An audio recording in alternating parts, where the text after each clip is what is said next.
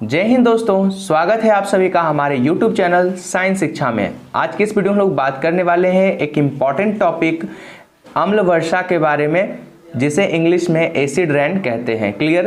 तो हमारा क्वेश्चन है अम्ल वर्षा क्या है। चलिए इस क्वेश्चन का आंसर समझते हैं इस वीडियो के माध्यम से। ठीक है, तो वायुमंडल में उपलब्ध nitrogen dioxide, sulphur dioxide, SO2 जैसे प्रदूषक जल के साथ अभिक्रिया कर HNO3 यानी nitric acid, H2SO3 sulphurous acid जैसे अम्ल का निर्माण करते हैं, और जब ये अम्ल वर्षा के साथ धरती पर आते हैं तो इसे हम अम्ल वर्षा कहते हैं। क्लियर? समझिएगा ध्यान से। वायुमंडल में बहुत तरह की गैसें मौजूद होती है। ठीक है, उनमें से कुछ गैसें हैं NO2 nitrogen dioxide, SO2 sulphur dioxide, SO3 sulphur trioxide, CO2 carbon dioxide. तो ये सारे जो गैसें हैं वो प्रदूषक हैं, मतलब जो प्रदूषण उत्पन्न करते हैं। क्लियर? ठीक है, और जब बारिश का समय आता है, जब बारिश होने लगती है, तो वर्षा जल के साथ ये गैसें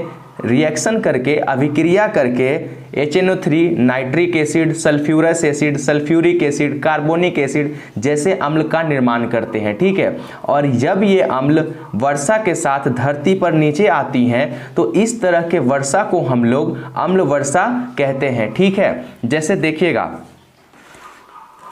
NO2 नाइट्रोजन डाइऑक्साइड गैस है, ये जल के साथ रिएक्शन करके HNO3 बनाती है नाइट्रिक एसिड। ठीक है, SO3 इसको बोलते हैं हम लोग सल्फर ट्राइऑक्साइड, और ये जल के साथ अभिक्रिया करके H2SO4 यानी कि सल्फ्यूरिक एसिड बनाती है।